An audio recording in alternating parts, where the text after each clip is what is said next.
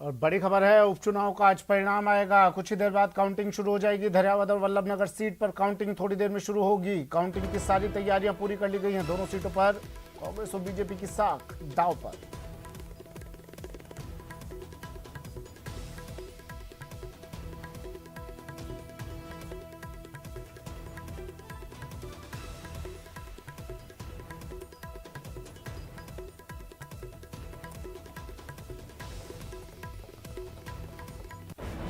एक और बड़ी खबर, प्रतापगढ़ में काउंटिंग सेंटर पर मीडिया को रोक दिया है। अधिकृत परमिशन के बावजूद पुलिस वालों ने मीडिया को रोक दिया। पुलिस अधिकारियों ने मीडिया को रोक दिया। काउंटिंग सेंटर पर जाने से मीडिया कर्मियों को रोक दिया गया है। मतगणना केंद्र पर भारी अव्यवस्थाएं नजर आ रही हैं। अब बड़ी खबर,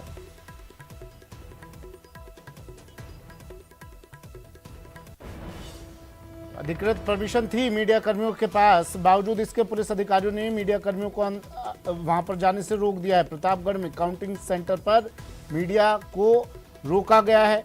काउंटिंग सेंटर पर जाने से मीडिया कर्मियों को रोक दिया गया है। मतगणना केंद्र पर भारी अव्यवस्था है और शायद मीडिया कर्मियों के कैमरे में यह व्यवस्थाएं कैद ना हो जाएं, इसी वजह से इन मीडिया कर्मियों को अंदर नहीं जाने दिया जा रहा।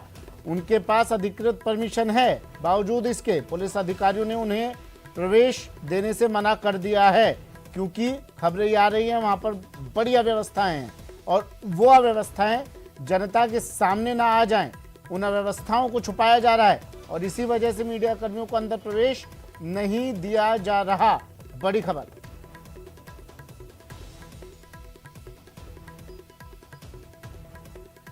चलिए मेरे सहयोगी हमारे साथ जुड़ गए हैं। उदयपुर से चंचल सनाडिया हमारे साथ जुड़े हैं और कपिल माफ कीजिए, उदयपुर से कपिल शिमाली हमारे साथ जुड़े हैं और प्रतापगढ़ से चंचल सनाडिया हमारे साथ जुड़ गए हैं। चंचल, बड़ी खबर, मैं आ रहा हूं आप दोनों के पास। बड़ी खबर, विधानसभा उपचुनाव काउंटिंग शुरू। 2 सीटों पर उपचुनाव की काउंटिंग शुरू। 8 बजे का वक्त था और तय समय पर काउंटिंग शुरू हो चुकी है। धरियावद और वल्लभनगर सीट पर अब मतगणना शुरू हो चुकी है दोनों सीटों पर और कुछ देर बाद, यानी बताया जा रहा है 9 से 10 बजे के बीच रुझान आने शुरू हो जाएंगे। 10 बजे के आसपास रुझान आने शुरू हो जाएंगे और 12 बजे तक तस्वीर पूरी साफ हो जाएगी। लेकिन अगर रिकाउंटिंग होती है तो समय और बढ़ सकता है। दोनों सीटों पर काउंटिंग शुरू हो चुकी है। इस वक्त की बड़ी खबर, 8 बजे का वक्त था और तय समय पर धरियावद और वल्लभनगर सीट पर काउंटिंग शुरू हो चुकी है।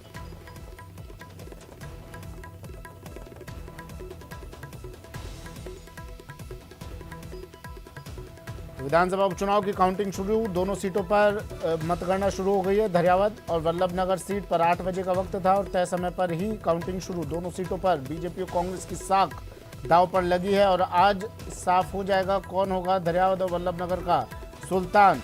क्या पहले की तरह एक एक सीट दोनों पार्टियों के पास जाती है या फिर दोनों ही सीट किसी एक पार्टी के कब्जे में जाएगी, ये कुछ देर बाद साफ हो जाएगा। यानी तकरीबन आपको 3 से 4 घंटे का इंतजार करना पड़ेगा। उसके बाद दोनों सीटों की स्थिति पूरी तरह से, तस्वीर पूरी तरह से साफ हो जाएगी। इन चुनावों को सेमीफाइनल भी माना जा रहा है, लेकिन हालांकि इन चुनावों से, इन दोनों सीटों से कोई ज्यादा खास फर्क पड़ने वाला नहीं है। लेकिन साख का सवाल, ये दोनों चुनाव जरूर बन गए हैं।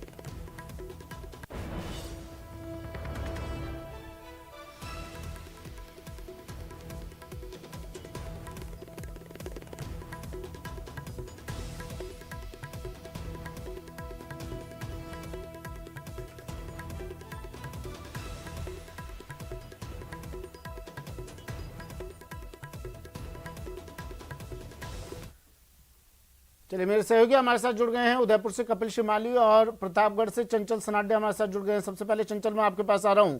मीडिया कर्मियों को रोका गया है, परमिशन है उनके पास, बावजूद इसके उन्हें रोका गया, क्यों, कारण?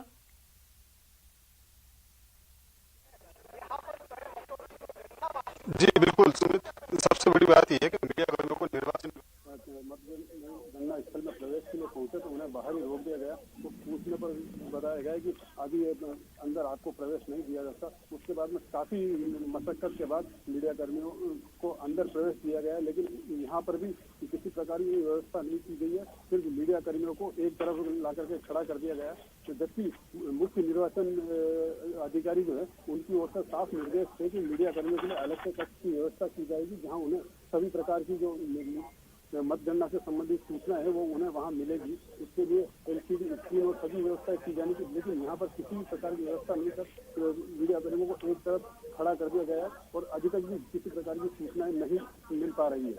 इसके चलते मीडिया कर्मियों को भी काफी परेशानियों का सामना करना पड़ रहा है। इससे सूचनाएं मिलने में भी काफी देरी हो रही है। ठीक है चंचल, मैं फिर से आपके पास लौटूंगा। आपकी आवाज़ कुछ साफ नहीं पहुंच पा रही है दर्शकों तक। कपिल, काउंटिंग शुरू हो चुकी है, 4 मिनट हो गए हैं काउंटिंग शुरू हुए, अपडेट।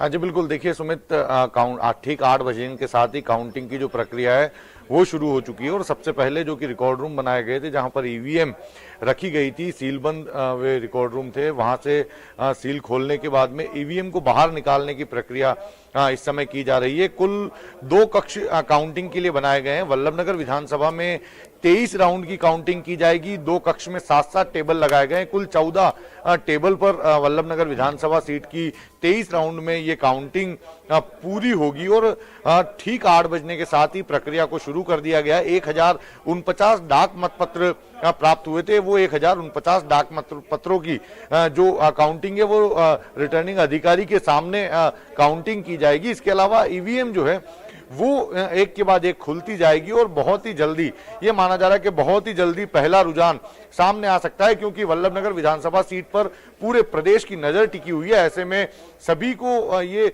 जल्दबाजी है कि वे यहाँ की क्या स्थिति बनने जा रही है इसके बारे में जानकारी जुटाए, तो बहुत जल्दी पहला रुझान सामने आएगा। ईवीएम मशीन अब जो काउंटिंग टेबल है उस पर पहुंचने लगी और काउंटिंग टेबल पर ईवीएम के जैसे ही गणना शुरू होगी, पहला राउंड कंप्लीट होगा, पहला रुझान सामने आ जाएगा और उससे काफी हद तक अब करीब 1 से 1.5 घंटे बाद में स्थितियां जो है वो स्पष्ट होने लगेगी कि वल्लभनगर विधानसभा सीट कौन सी राजनीतिक पार्टी के खाते में जाने वाली है, क्योंकि ये काफी हॉट सीट है। यहाँ पर पहली बार चतुष्कोणीय मुकाबला देखने को मिल रहा है। यहाँ पर न सिर्फ प्रदेश सरकार की प्रतिष्ठा का सवाल है, तो वहीं विपक्ष जिन मुद्दों को लेकर जनता के बीच में गया था वो यदि सफल होते हैं तो निश्चित तौर पर विपक्ष इस बात में सफल होगा कि राज्य सरकार की योजनाओं के खिलाफ वो माहौल बनाने में सफल होगा, क्योंकि ये आने वाले 2023 के विधानसभा चुनाव का सेमीफाइनल माना जा रहा है। तो इन चुनावों के जो परिणाम होंगे वो निश्चित तौर पर आगे प्रभावशाली साबित होंगे आने वाले समय में। ये बताने के लिए चाहे वो सत्ता पक्ष हो चाहे विपक्ष हो, वे जनादेश को आने वाले चुनाव में भुनाते हुए नजर आएंगे। तो ये जो सत्ता का सेमीफाइनल है इसका परिणाम काफी महत्वपूर्ण है और इसके लिए जो काउंटिंग की जो प्रक्रिया है वो उदयपुर के वल्लभनगर सीट की भी जो है वो उदयपुर के आर्ट्स कॉलेज में शुरू हो चुकी है। कपिल, अगर वल्लभनगर की बात करें, यहाँ की अगर बात करें काउंटिंग की, कितने राउंड में यहाँ काउंटिंग होनी है, और आप बता रहे हैं कुछ देर बाद रुझान आने शुरू हो जाएंगे। अगर हम तस्वीर साफ होने की बात करें, कितनी देर बाद यहाँ की तस्वीर साफ हो सकती है? जो बताया जा रहा है तय वक्त 12 बजे तक कुछ क्लियर हो जाएगी स्थिति। 12 बजे तक क्या तस्वीर साफ हो जाएगी यहाँ की? मतगणना होगी किसके सर पे प्रत्याशी के रूप में यहाँ पर? देखिए, रुझान तो जरूर कुछ ही देर में सामने आने लगेंगे, लेकिन तस्वीर साफ होने में 12 बजे का इंतजार करना होगा, क्योंकि यहाँ का मुकाबला बेहद कड़ा मुकाबला माना जा रहा है। जो राजनीतिक जो चर्चाएं करते हैं उनका ये मानना है कि वल्लभनगर विधानसभा सीट पर जीत का जो अंतर है वो काफी कम रहने वाला है। तो ऐसे में रुझानों के आधार पर पूरी तरह से ये स्थिति स्पष्ट होती नजर नहीं आएगी कि ये सीट कौन से राजनीतिक पार्टी के पलड़े में जाने वाली है। लेकिन जैसे जैसे जो राउंड्स हैं वो आगे बढ़ते जाएंगे, ये स्पष्ट होता जाएगा कि कौन सी पार्टी को यहाँ पर ज्यादा वोट मिलते नजर आ रहे हैं, क्योंकि 1,82,400 वोट वल्लभनगर विधानसभा सीट पर कास्ट हुए। कुल 71.85% यहाँ पर मतदान हुआ है। 23 राउंड की काउंटिंग यहाँ पर की जाएगी और माना जा रहा है करीब 10 से 12 राउंड की काउंटिंग जब पूरी हो जाएगी तो स्थितियां जो है वो स्पष्ट होने लगेगी कि किस करवट पर यहाँ का ऊंट बैठता हुआ नजर आता है। जी देखिए, तस्वीर क्या रहेगी ये कुछ देर बाद पता चलेगा। किसके खाते में जाएगी ये सीट ये भी साफ हो जाएगा। लेकिन अगर मैं आपसे अंदाजा लगाना चाहूं जातीय और राजनीतिक समीकरणों को देखते हुए, कपिल क्या कहते हैं यहाँ के जातीय और राजनीतिक समीकरण? देखिए, वल्लभनगर विधानसभा सीट पर बेहद रोचक जातिगत समीकरण सामने आते हैं, क्योंकि ये सीट भले ही राजपूत बाहुल्य सीट ना रही हो, लेकिन उसके बावजूद अब तक यहाँ पर जो लोग जीतते आए, जो विधायक बनते आए, वे सभी राजपूत कम्युनिटी से बिलोंग करते आए। तो ये एक बहुत बड़ा फैक्टर है। यहाँ पर जातिगत समीकरण पूरी तरह से फिट नहीं बैठते हैं, क्योंकि करीबन 20 से 25 हजार के बीच में राजपूत समाज के वोट यहाँ पर माने जाते हैं। लेकिन उसके बावजूद गुलाब सिंह शक्तावत यहाँ से 5 बार विधायक बन चुके हैं, रणधीर सिंह बिंडर यहाँ से 2 बार विधायक बन चुके हैं, राव कल्याण सिंह यहाँ से विधायक बन चुके हैं। तो राजपूत बाहुल्य सीट नहीं होने के बावजूद भी ये जो सीट है हमेशा राजपूत प्रत्याशी के खाते में जाती नजर आई है। और इस बार भी 3 राजपूत प्रत्याशी मैदान में है। कांग्रेस ने गुलाब सिंह शक्तावत की पुत्रवधू और दिवंगत विधायक गजेंद्र सिंह शक्तावत की पत्नी प्रीति शक्तावत पर सहानुभूति कार्ड खेला है। उन्हें ये उम्मीद है कि एक बार फिर ये जो सीट है शक्तावत परिवार के खाते में जा सकती है और सहानुभूति के चलते यहाँ की जनता फिर से कांग्रेस को वोट करेगी। दूसरी ओर आप देखिए कि रणधीर सिंह बिंडर, जो कि भाजपा से 2013 में बगावत करने के बाद में जनता सेना के रूप में एक नई पार्टी बनाकर सामने आए थे और बेहद मजबूती के साथ में इस इलाके में राजनीतिक परिदृश्य को उन्होंने बदल दिया था। 2013 में बहुत प्रचंड बहुमत के साथ में उन्होंने जीत हासिल इस सीट से की थी। तो ये माना जा रहा है कि वे भी काफी मजबूत स्थिति में यहाँ पर हैं, वे भी राजपूत प्रत्याशी। और देखिए, भारतीय जनता पार्टी ने एक बड़ा उलटफेर यहाँ पर किया, क्योंकि यहाँ पर राजपूत प्रत्याशी लगातार जीत हासिल करते आए। ऐसे में भारतीय जनता पार्टी ने, जो ये माना जा रहा था कि उदयलाल डांगी उनके अधिकृत प्रत्याशी होंगे, इसको तय माना जा रहा था, लेकिन इन वक्त पर उनका टिकट बदलकर हिम्मत सिंह जाला को अपना अधिकृत प्रत्याशी बनाया। वो राजपूत कम्युनिटी से आते हैं। तो भारतीय जनता पार्टी ने भी इन सभी समीकरणों को देखते हुए, लेकिन पहले दिनेश, मैं आपके पास आ रहा हूं। क्या कहता है दोनों सीटों का समीकरण, दिनेश?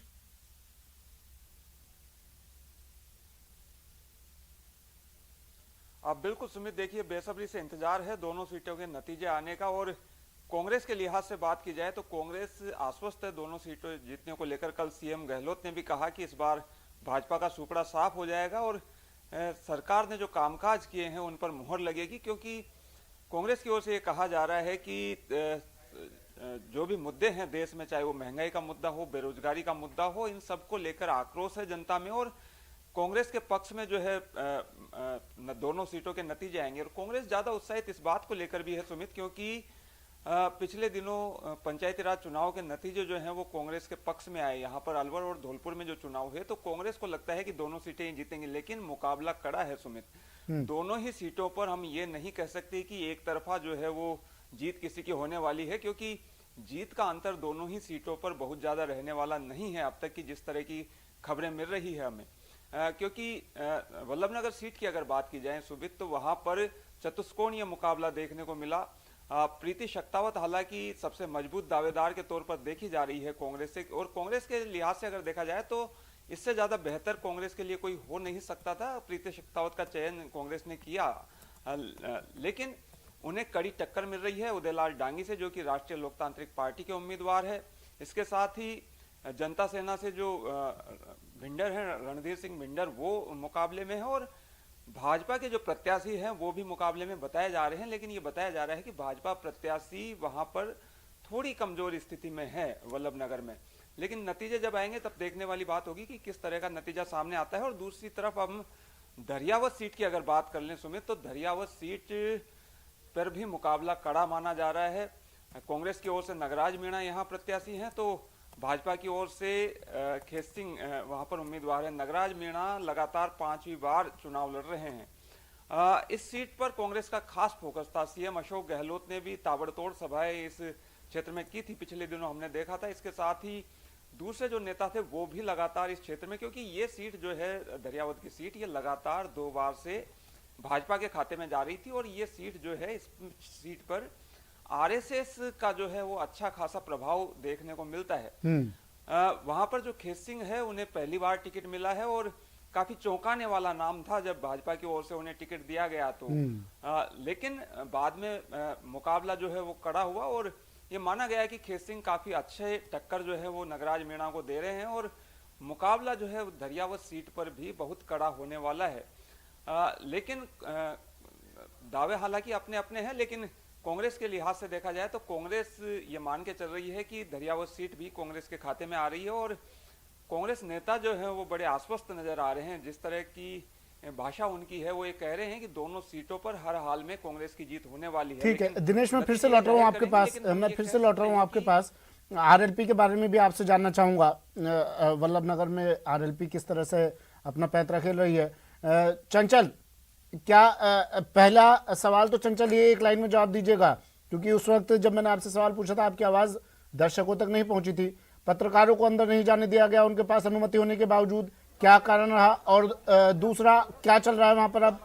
भारतीय जनता पार्टी जो है उन्होंने वो भी अपने जी, अब अगर यहाँ बात की जाए तो अब पोस्टल बैलेट की गणना शुरू हो चुकी है और मतगणना का दौर जो है वो शुरू हो चुका है। जिला निर्वाचन अधिकारी और चुनाव पर्यवेक्षक भी यहाँ पर मौजूद हैं, उनकी देखरेख में ये सारी प्रक्रिया चल रही है। हालांकि अगर मीडिया कर्मियों को प्रवेश देने की बात की जाए तो मीडिया कर्मी जब यहाँ पहुंचे थे, जो भारत निर्वाचन आयोग की ओर से जो उन्हें प्राधिकार पत्र दिए गए थे, उसके बावजूद मीडिया कर्मियों को एक बार पहले गेट पर रोक दिया गया। उसके बाद में काफी अधिकारियों से और सभी को अवगत कराने के बाद और उनको जोड़ देने के बाद में अधिकारियों ने उन्हें एक जगह खड़ा कर दिया है जहां से मीडिया कर्मी अपना काम कर रहे हैं। अभी अगर बात की जाए तो मेरे पीछे सामने की तरफ में जो उधर मतगणना की प्रक्रिया चल रही है, जहां पर सारे कार्मिक लगे हुए हैं और अभी पोस्टल बैलेट और गिने जा रहे हैं। जी सुमित। ठीक है, चलिए दिनेश, आरएलपी की स्थिति के बारे में जानना चाह रहा हूं मैं आपसे। आरएलपी ने भी इस बार जो प्रत्याशी उतारा है, बीजेपी से काट कर आरएलपी अपने पास ले गई। बीजेपी से नाराज था वो प्रत्याशी और फिर आरएलपी उसे अपने साथ लेकर चले गई। क्या कहता है आरएलपी का समीकरण वहां पर?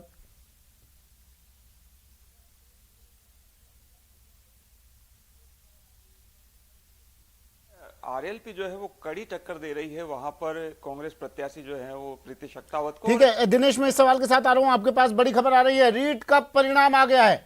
रीट अभ्यर्थियों का इंतजार खत्म, परीक्षा का रिजल्ट जारी। रीट समन्वयक ने परिणाम जारी किया। 60% से अबव जो बच्चे बैठे हैं उनकी संख्या जिन्होंने प्राप्त किए मार्क्स, उनकी 1,63,074।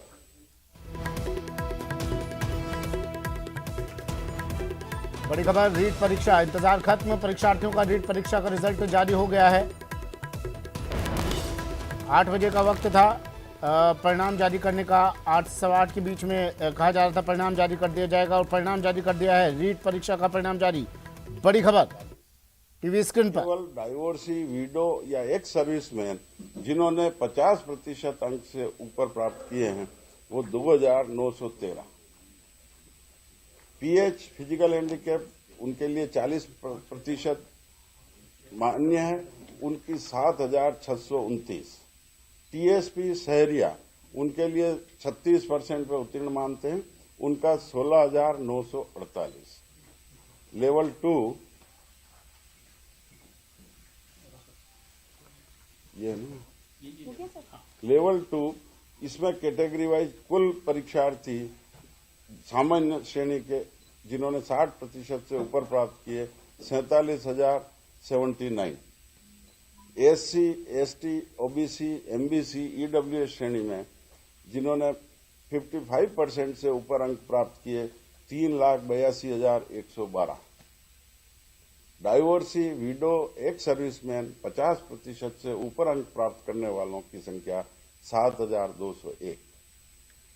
फिजिकल हैंडीकैप 40% से अधिक अंक प्राप्त करने वाले 12,669।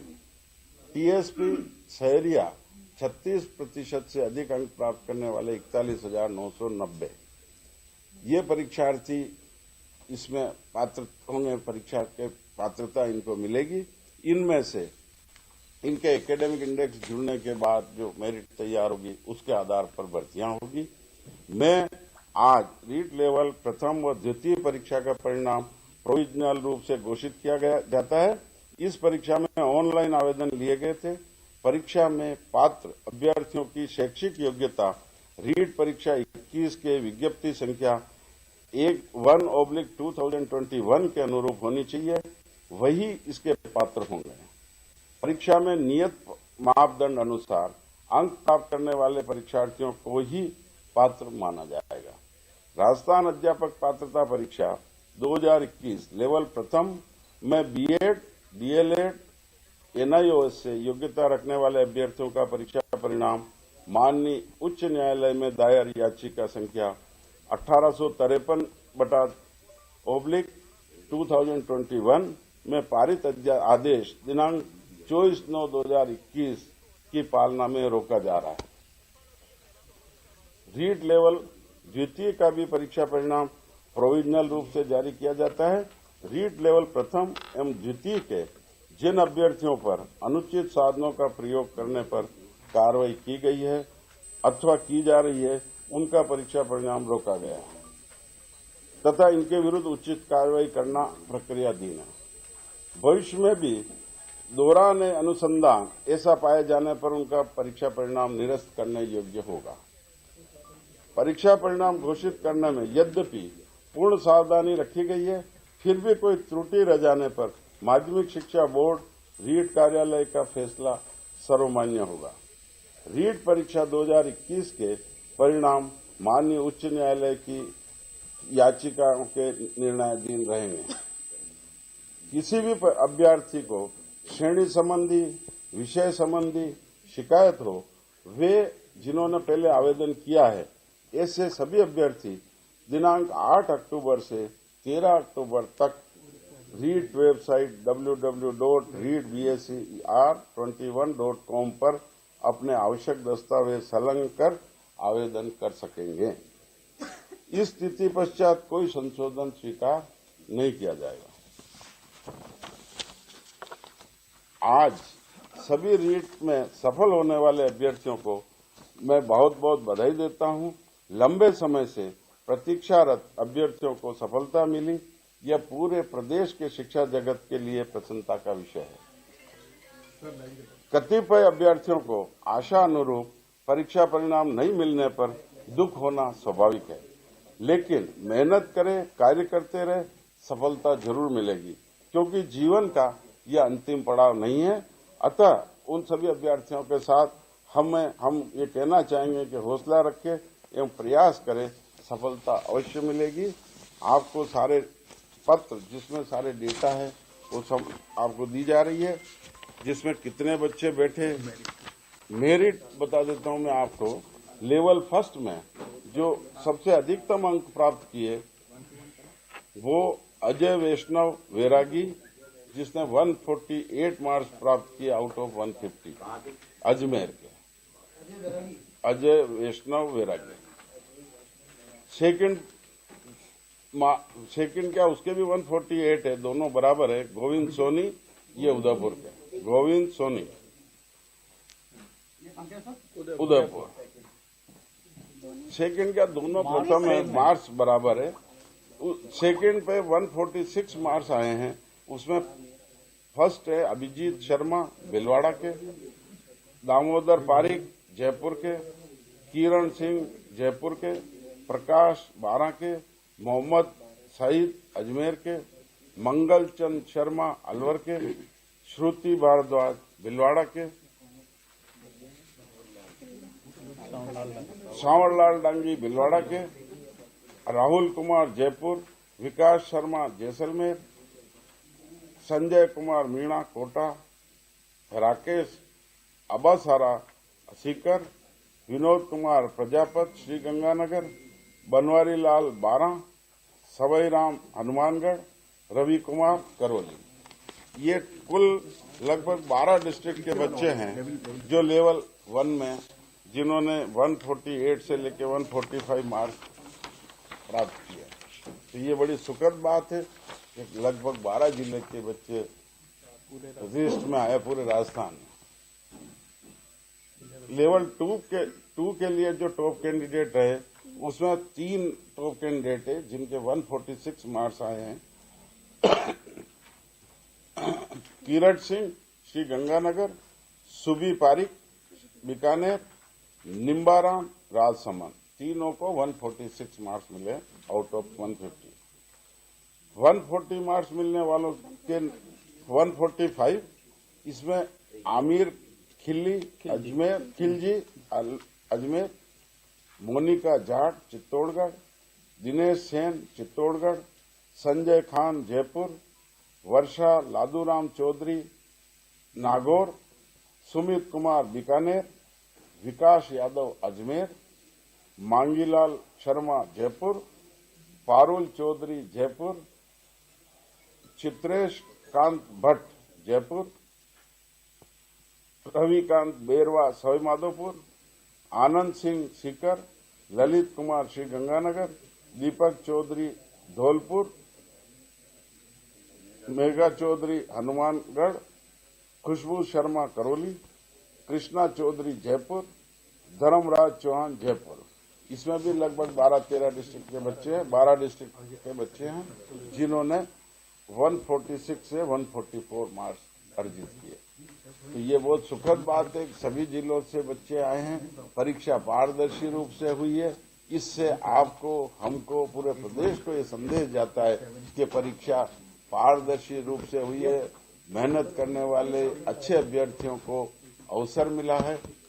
इस कार्य को संपादित करने में मैं माध्यमिक शिक्षा बोर्ड के सभी अधिकारी, कर्मचारियों सभी को हार्दिक धन्यवाद देता हूं और इनको मेरी ओर से, प्रदेश की ओर से आभार व्यक्त करता हूं कि कम समय में परीक्षा परिणाम और परीक्षा की सफलता अर्जित की।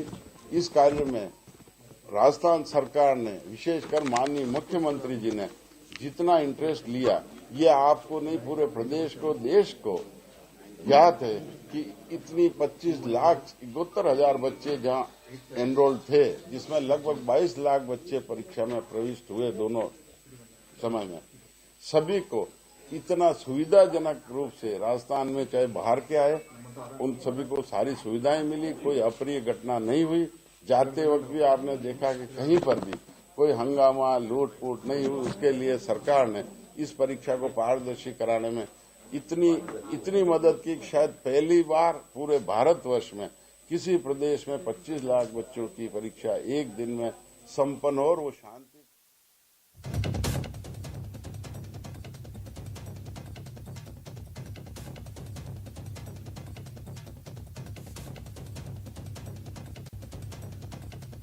रीट लेवल 1 और लेवल 2 का परिणाम जारी। 26 सितंबर को परीक्षा आयोजित हुई थी और आज 8 बजे जो तय वक्त था, परिणाम जारी कर दिया गया है। परीक्षार्थियों का इंतजार खत्म। लेवल 1 में अजय वैष्णव ने टॉप, लेवल 1 में गोविंद सैनी दूसरे स्थान पर, और परीक्षार्थियों ने जिन्होंने क्रमानुसार टॉप किया है उनके नाम भी हम आपको दिखा रहे हैं, लेवल 1 और लेवल 2 के परिणाम।